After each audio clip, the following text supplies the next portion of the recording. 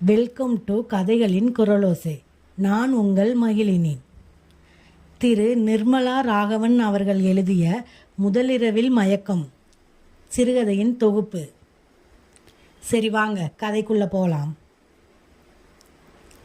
கல்யாண பத்திரிகைகளை என் முன் வைத்துவிட்டு, வித்யா உன்னோட சிநேகிதிகளுக்கு அனுப்பிவிடு என்று சொல்லிவிட்டு அம்மா போய் அரை மணிக்கு மேல் ஆகிவிட்டது. சற்று நேரம் அக்கட்டையே வெறித்து பார்த்துவிட்டு ஒன்றை பிரித்தேன், வேண்டா வெறுப்பாக. எங்கள் ஒரே மகள் வித்யாவே விசுநாதனுக்கு கன்னியாதானம் செய்து கொடுப்பதாய் பெரியவர்களால் நிச்சயிக்கப்பட்டது. அந்த எழுத்துக்கள் பத்திரிகையில் இருந்தது. மேலே எலும்பி என்னை பார்த்து நகைத்தபடி சுற்றி சுற்றி வருவது போன்ற பிரம்மை. இல்லாத ஒன்றை எப்படி தானம் செய்ய போகிறார்களாம்? என்ன செய்கிறோம் என்று புரியாமலேயே கையில் பிடித்திருந்த பத்திரிகையை கசக்கினேன். அப்போது மீண்டும் அங்கு வந்த அம்மா தன் அதிர்ச்சியை வெளிக்காட்டாது, சும்மா சும்மா என்ன யோசனை, காத்திலே உலர்த்திட்டு போ என்றாள் கனிவாக. அம்மாவின் வார்த்தைக்கு கீழ்ப்படிந்தே பழகியவள் நான் கனத்த மனதுடன் தோட்டத்துக்கு வந்தேன். காலையில் அடித்த காற்றிலும் பெருமழையிலும் ஊதா நிற செம்பருத்து கிளை ஒன்று தரையில் சாய்ந்திருந்தது. அப்போதிருந்த மனநிலையில் அதை கவனிக்க தோன்றவில்லை. சதக் அக்னியின் நுனியிலிருந்து மலர் என் கால் செருப்படியில் மாட்டிக்கொண்டு சிதைந்தது. கடவுளுக்கு படைக்கப்பட வேண்டிய மலர் அஜாக்கிரதையால் உருகுலைந்து விட்டது என்னை போல. நான் மலர் என்றால் விசு என்ன கடவுளா? அயர்வுடன் அருகில் இருந்த பெஞ்சில் உட்கார்ந்தேன். மகிழ மரம் உதித்திருந்த பூக்கள் வாடிய போதும் மனம் வீசிக்கொண்டிருந்தன. எனக்கோ உயிர் மட்டும்தான் இருந்தது. மீண்டும் மனமூட்டத்தான் என் பெற்றோர் முயற்சி எடுத்துக்கொள்கிறார்கள். 2 மாதங்களுக்கு முன் விசுவுடன் இதே இடத்தில்தான் அமர்ந்திருந்தேன். இருட்ட ஆரம்பித்ததே. உள்ளே போகலாம் என்று நான் எழுந்தபோது என் கையை பிடித்து இழுத்து, என்ன அவசரம், கைக்குழந்தைய அழுகிறது உள்ளே என்று தடுத்தார் விசு. அந்த செய்கையிலும் பேச்சிலும் நிறைந்திருந்த குறும்பு. அடேயப்பா என்ன வெக்கம், இப்போதே ஆசை தீர உன் கூட பேசிட போறேன். குழந்தை பிறந்துட்டா எனக்கெங்க நேரம் கிடைக்கும்? சும்மா இருங்களேன், செல்லமாக சினுங்கினேன். உள்ளத்தில் ஒரு சிலிர்ப்பு. அவர் எப்போது குழந்தையை பற்றி பேச்சை எடுத்து என்னை சீண்டினாலும் உடலெல்லாம் புல்லரிக்கும். இன்ப கனவுலகிற்கு போய்விடுவேன். விசுவின் விரல்கள் என் விரல்களுடன் பின்னின. எங்கள் இருவருக்கும் நிச்சயதார்த்தம் நடந்து முடிந்திருந்தது. 3 வருடங்கள் எங்களுடைய நட்பு நன்கு கனிந்திருந்தது. நான் 13 வயதாக இருந்தபோது அம்மா சொன்னது அகலாக காதில் ஒலித்தது. ஆம்பளை எல்லோரும் நல்லவனில்லை. முதல்ல மணிக்கட்டை பிடிப்பான், இன்னொரு கை மெதுவா மேலே மேலே தடவும், நீதான் புரிஞ்சுக்கிட்டு விலகணும். பெரிய கரத்தில் சிறைப்பட்டிருந்த என் கையை வேகமாக விடுவித்து கொண்டேன். நீண்ட நேரம் எதுவுமே பேசவில்லை என் விசு. அவருடைய அன்புள்ளத்தை புண்படுத்தி விட்டோமோ என்று தவிப்புடன் நோக்கினேன். என்ன அப்படி பார்க்குற? இன்னும் சில வருஷங்கள்லே நம்ம 2 பேரோட கையையும் பிடிச்சிக்கிட்டு ஒரு குழந்தை நடக்க போகிறதை கற்பனை செஞ்சு பார்த்தேன். எப்போதும் குழந்தை குழந்தை போலி கோபத்துடன் உரிமையாக கடிந்து கொண்டேன். பின்ன என்னவா, பட்டிக்காட்டு பொண்ணு மாதிரி நீதான் பயப்படுறியே? குற்றம் சாட்டுவது போல் பேசினாலும் என் கண்டிப்பான போக்கில் அவருக்கு இருந்த நம்பிக்கையும் பெருமையும் எனக்கு தெரியாமல் இல்லை. ஆனால் நான் பத்திரப்படுத்தி வைத்திருந்த புனிதத்தை எவனோ காமுகன் முன்பின் தெரியாதவனுடன் போகக்கூடாது என்பது எனக்கு தெரியாதில்லை. ஆனால் வேலையிலிருந்து திரும்பும் அன்று மழை, இருள் எல்லாம் எனக்கு எதிராக சதி செய்தன. சோதனை போல் வாடகைக்கார் எதுவும் கிடைக்கவில்லை. இப்படி நனைஞ்சுக்கிட்டு நிற்கிறீங்களே, வாங்களேன், நான் கொண்டு போய் விடுகிறேன். முதலில் மறுத்தேன். கண்ணியமாக தோன்றிய அவனுடைய வற்புறுத்தலால் மனம் மாற ஏதோ ஒரு அசட்டு தைரியத்துடன் அவன் பக்கத்தில் ஏறி அமர்ந்தேன். எத்தனை நேரம்தான் தனியாக மலையில் நிற்பது? மலையை கண்டு பயந்து என் வாழ்வை பாலடித்து கொள்ளப் போகிறேன் என்று அப்போது உணரவில்லை.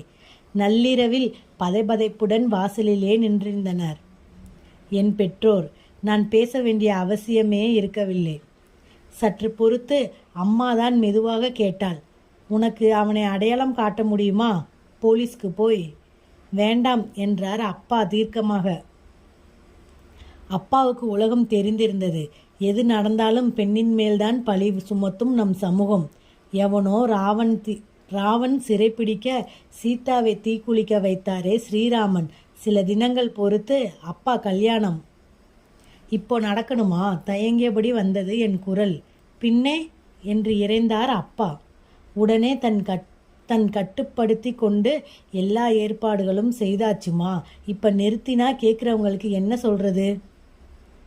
மணப்பந்தலில் உரிமையுடன் என் கணவர் என் கரத்தை பற்றிய போது அவரது கண்கள் விசுமமாக என் முகத்தை நாடின. முன்பு நான் அனுமதிக்க மறுத்ததை நினைவுபடுத்துவது போல் அந்த குறும்பை ரசிக்க முடியாது. நான் ஜனம் போல் அமர்ந்திருந்தேன். மாலை சூடினேன், புன்னகையை கலைத்துவிட்டு. முதலிரவு ஆவலெல்லாம் ஒரு சேர நிலை கொள்ளாது அமர்ந்திருந்தார் அவர். நானோ பழிக்கு தயாராகும் ஆடு என்னை போல் மிரளுமோ? வெளியே மழை வலுத்தது. இடியோசை காதை செவிடாக்கியது. என் கையை பற்றியவர் கணவராக தோன்றவில்லை. காரில் அழைத்து போன அந்த கசடன்தான் எதிரில் தெரிந்தான். என்னை விட்டுவிடுங்க என்று அலறியபடி மயங்கி விழுந்தேன். மலைத்து போன அவரது கைகளிலே. நான் கண் விழித்த போது அம்மா மட்டும்தான் அருகில். நான் விசித்து விசித்து அழ ஆரம்பித்தேன். இடையிடையே கல்யாணம் வேண்டாம் என்றும் சொன்னேன். நிறுத்த முடியாத அழுகை. நிலைத்த கண்களுடன் ஓரிரு நாட்கள் படுக்கையில் அசைவற்ற நிலை. இப்படி கிடந்த என்னை மனநல மருத்துவரிடம் அவர் ஒரு பெண் அழைத்து போனார்களாம்.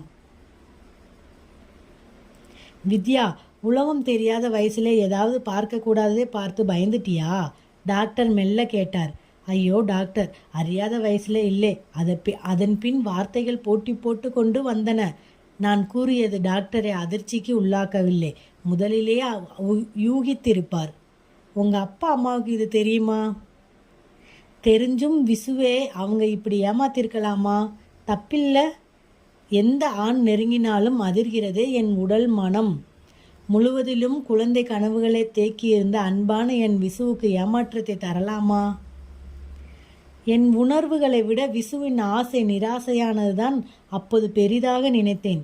எங்களுக்கிடையே ஒரு பாலமாக இருவர் கையையும் பற்றியபடி ஒரு சிறு குழந்தை. நிதானம் கலைந்துவிட பெரிதாக அழ ஆரம்பித்தேன். மிகவும் பிராயசையுடன் என்னை படுக்க வைத்தார்கள்.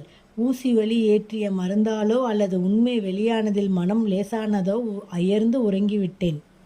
மறுநாள், வித்யா, யார் குரல் இது? கனத்த இமைகளை திறந்தேன். தவிப்பும் காதலும் போட்டியிட்ட கண்களுடன் விசு. எந்த முகத்துடன் அவரை பார்ப்பேன்? எங்க வந்தீங்க? என்னை நிம்மதியாக இருக்க விடுங்களேன் என்று அழுதேன். அசடு ஆயுசு பூராவும் அழுதாலும் நடந்தது தான். மாற்ற முடியாததே பின்னால ஒத்துக்கிட்டாதான் நிம்மதி. அதுதான் புத்திசாலிக்கு அழகு. நீ சமத்தில்ல. அவருக்கு உண்மை தெரிந்திருக்கிறது. எனக்கு ஒரு வருத்தம் தான் வித்யா. உங்கள் குடும்பத்திலே ஒருத்தனாதான் என்னை நினச்சிட்டு இருந்தீங்க. விசு, நானும் உங்களை ஏமாத்திட்டேன். விடு. என் கண்ணீரை அவர் கை ஒத்தி எடுத்தது. நீ மனசறிஞ்சு எந்த தப்பும் செய்யலடா. ஒரு விபத்துக்காக நம்ம சந்தோஷத்தை ஏன் பலி கொடுக்கணும்? என்னையே தன் குழந்தையாக பாவித்து பேசினார். என் அழுகை ஏன் நிற்க மாட்டேன் என்கிறது? என் விம்மலோ கண்ணீரில் கரைந்து கொண்டிருக்க, துயரமோ என் கணவரை கலங்கடிக்கவில்லை. நம்பிக்கையுடன் என்னை அணைத்தார். நான் திமிரவில்லை. திரு நிர்மலா ராகவனோட முதலிரவில் மயக்கம் சிறுகதை நிறைவடைந்தது. இதுபோல் இன்னும் சிறுகதைகளை கேட்கணுன்னா மறக்காமல் சேனலை பாருங்கள்.